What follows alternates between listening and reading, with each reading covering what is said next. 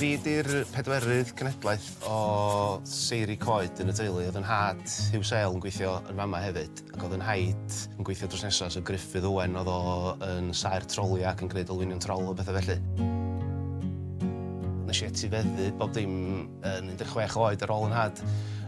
Ar y pryd, oedd gen i ddim diddordeb o gwbl chwaith mewn unrhyw fath o waith coed. Oedd y gweithdy yma heb gael ei ddefnyddio, ddeud y gwir, ers blynyddoedd, felly 5 mlynedd yn ôl, oedd hi ryw amser gwneud penderfyniad rwsyd, so swn i wedi gallu gwneud gwerthu bob dim a symud ymlaen, neu, wel, swn i'n gallu trio dysgu sut mae'n gwneud. So nes i rhoi gorau i'n ngwaith a dysgu go iawn lle wrth i wneud o.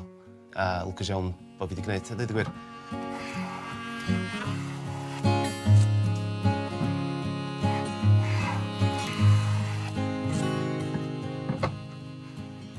Yn amlwg mae yna gan mlynedd wedi pasio ers Gadair y Ddu, felly mae creu Gadair yma wedi bod yn... Mae'n dod yn anodd iawn peidio cymharu'r ddau beth, lly. Oedd y briff gan Parc Genedlaethol Eryri yn eitha agored, ond oedd o fyny fi sut o'n i'n dehongli'r syniadau yn y briff. Wedyn o ran proses o ddylunio, oedd o'n hollol wahanol unrhyw beth dwi wedi gwneud o blaen.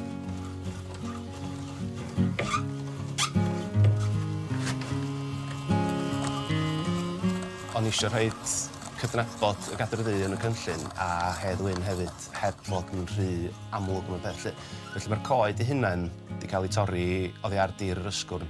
Derw ac onnen fysa wedi bod yn tyfu yn nyddiau Hedd Wyn, so maen nhw wedi rhoi mwy o ystyr i'r cynllun. Nes i wneud 6 cynllun, dwi'n meddwl, ond cyfuniad o 2 o'n nhw ydy y cynllun terfynol. 2 o'r eitha sal, dweud y gwir, ond bod fi wedi meddwl sa'r 2 yn gweithio fo'i gilydd. Ond tra ni'n neud o, o'n i'n gwybod bod o'n edrych y dda, ond o'n i'n gorfod meddwl sut dwi'n mynd i wneud hyn, lly. Mae hanner y coesa a'r breichia yn ddu, so dwi wedi rhoi Indian ink a cwyr ar heini. Yn amlwg mae o i wneud efo'r Gadair ddu, ond mae o fwy i wneud hefyd, fatha o dwllwch i ola math o beth, a contrast yna rhwng gola a thywyll. Mae yna siap rhaw mawn, ond y syniad efo hynny ydy bod o yn pwyntio at yr isfyd, so fatha rhyw syniad Celtaidd, rili, lle fysa ail-leni'n digwydd. Yn y canol wedyn, mae gen i ryw fath o carving sy'n edrych yn bach fatha rhyw friga, neu rhyw dyfiant o ryw fath. Dyn o dan y briga, mae yna ddotia gwyn sy'n cynrychioli bywyd newydd, Dyn lawr canol y Gadair a'r cefn, mae yna stribed lledar coch. O hwn yna wreiddiol i dorri ar y cynllun, y dweud y gwir, ond ar y pryd o Cymru yn yr Euros yn Ffrainc, ac mae'n fwy wneud iddo hyder hefyd, fatha bod ni'n symud ymlaen o cenedl yn hyderus i ddyfodol newydd.